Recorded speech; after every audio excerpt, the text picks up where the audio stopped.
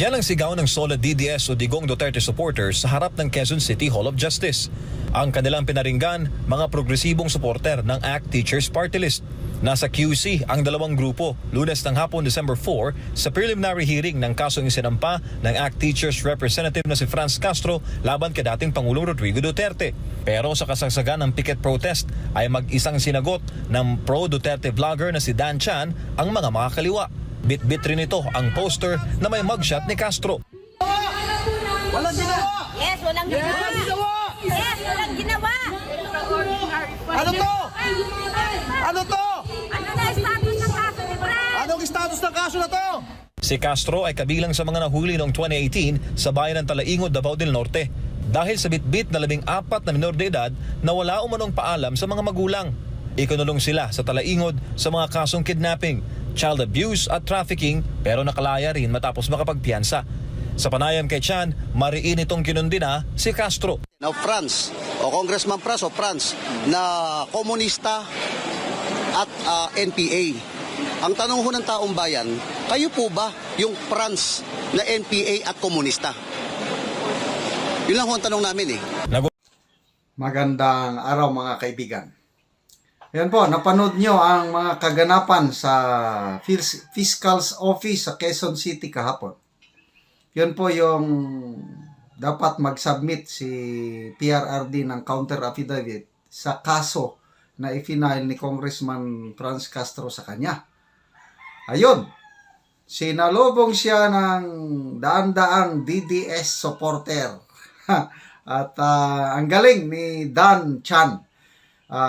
Yung nagsasalita po, Dan Chan, yan po si Brothers Travelers, isang diehard vlogger, supporter ni DG Bantag. Mabuhay ka, kapatid Dan, tuloy mo yan. Pagtulungan natin na suportahan si DG Bantag at saka si PRRD at BP Sara. Okay? So, biro mo, kaso, kumusta na ang kaso nyo, Congresswoman Castro? Kala nyo, nakalimutan na namin. Kidnapping, serious illegal detention, pila 14 na kabataan, Talaingod, youth, kinuha ni Franz Castro na walang pahintulot sa mga magulang. So, ano na kaya? Bakit hindi umuusad ang kaso? Grabe naging congresswoman pa. So, yan ang dapat sagutin ni Franz Castro. Siya ba yun? Yung Franz, kasi ang tinutukoy ni PRRD, yung Franz na komunista, na NPA. So, yun ang sagutin niya. Kung siya yun, edi, wala na, huliin na siya ng pulis dahil NPA. At Speaker Romualdez, alam nyo naman siguro na may kaso yung Franz Castro sa korte, violator of human rights. Klaro.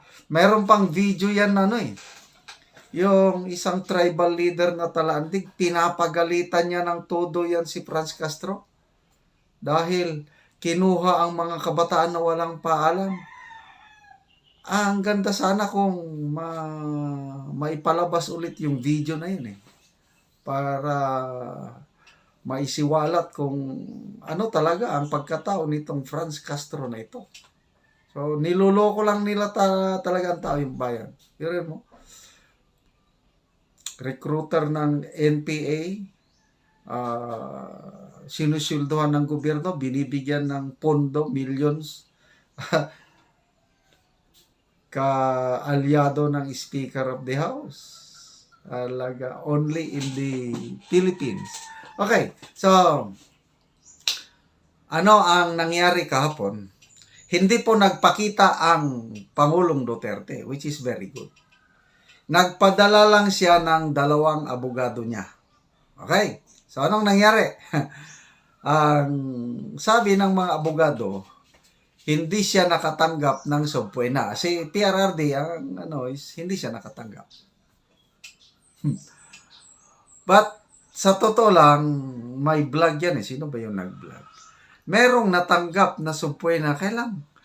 Ang nakalagay doon is Rodrigo Roa R. Duterte. Yon ang nakalagay sa subpoena.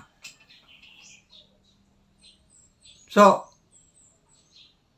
si Tatay Digong ba yun o ibang tao? Ang Tatay Digong natin is Rodrigo R. Duterte. O, Rodrigo Roa Duterte. Yon ang exact person, exact pangalan ni Tatay Digong. Yung Rodrigo Roa R. Duterte, siya ba yun? Tingin ko, iba. Kaya nga tinawanan lang ni tinawanan lang daw ni PRRD yung subpoena. Pagkabobo nitong mga tauhan ni Boying, parehas yung nangyari noon kay DG Bantag, yung unang subpoena, maling pangalan din. Kaya ang nangyari po kahapon, nagbigay ng panibagong subpoena. I don't know kung anong pangalan na naman ang nailagay doon. At I think December 15 na.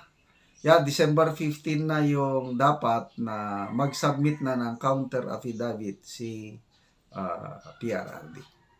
But to me, these are all wag po tayong mabahala. Kayang-kaya yan ni PRRD, siya pa. So, salamat sa mga DDS na gumastos pa ng kanilang pera. Ang iba doon, taga Davao pa eh. Si Dan Chano, Brothers Travelers, I think taga Bulacan or Pampanga.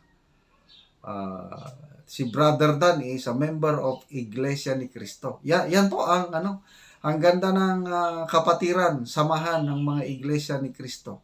Mabuhay po kayo. Kasama nyo kami sa pagsuporta kay DG Bantag. Na sana matago-tago ka, DG Bantag. Huwag kang magpahuli hanggang 2028. At malulusutan mo rin yan. Okay? Panoorin natin ang buong balita ng the SMNI. Kasi SMNI ang nag-cover niyan eh. So, Congresswoman Franz Castro, may araw ka rin sa korte. Sana mapabilis ang paggulong ng hustisya yung mga inabuso mong mga kabataang talaingod na kinidnap mo. So, mabuhay po ang Duterte family, mabuhay tayo mga DDS. Panoorin natin ang buong video. Nagpalakasan ng sigaw ang mga supporter ni dating Pangulong Rodrigo Duterte at mga makakaliwang supporter ni ACT Teachers Party List Representative Franz Castro sa Quezon City. Si MJ Mondihar sa report live. Magandang gabi, MJ.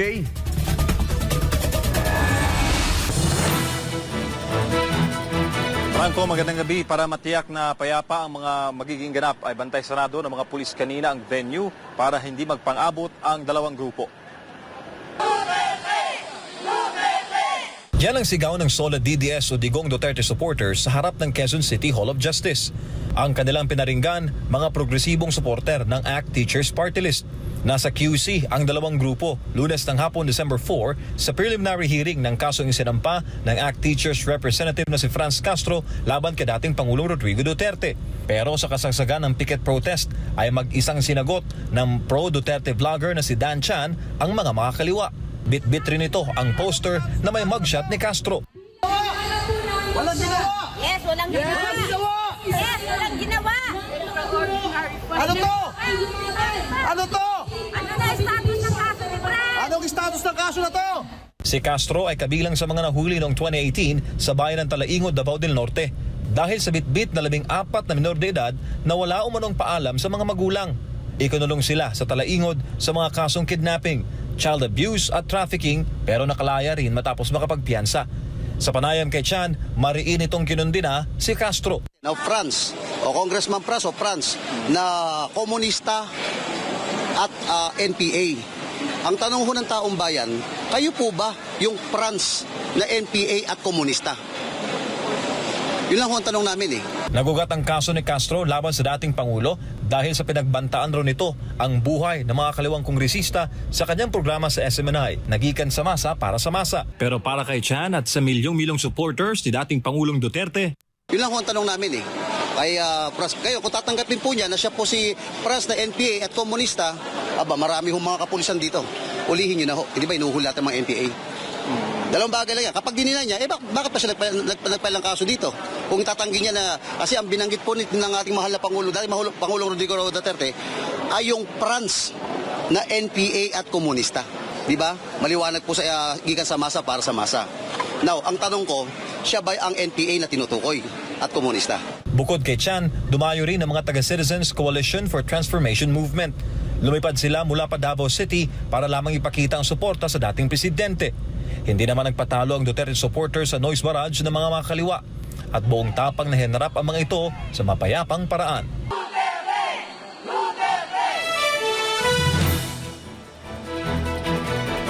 Franco, bukod sa mga supporter ni dating Pangulong Duterte sa Quezon City Compound, marami din kanina ang nagtipon-tipon sa Quezon City Memorial Circle at kaninang umaga pa sila nandoon para nga ipahayag at konti lang ang nagpunta doon sa Quezon City Hall of Justice para nga maiwasan ang gulo. Nauna nang sinabi ni dating Pangulong Duterte na bukod sa ACT teachers, ang mga party list ng Kabataan at Gabriela, ayon sa dating presidente, ay mga legal front ng CPP, NPA, NDF at mga kalaban ng pamahalaan.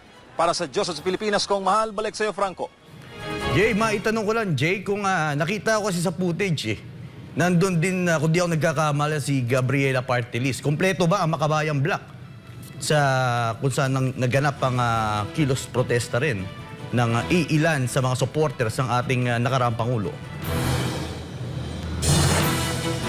Partner, kanina nakita lang natin ay si Gabriela Representative Arlene Brosas. Hindi natin napansin doon si Kabataan Party List Representative Raul Manuel.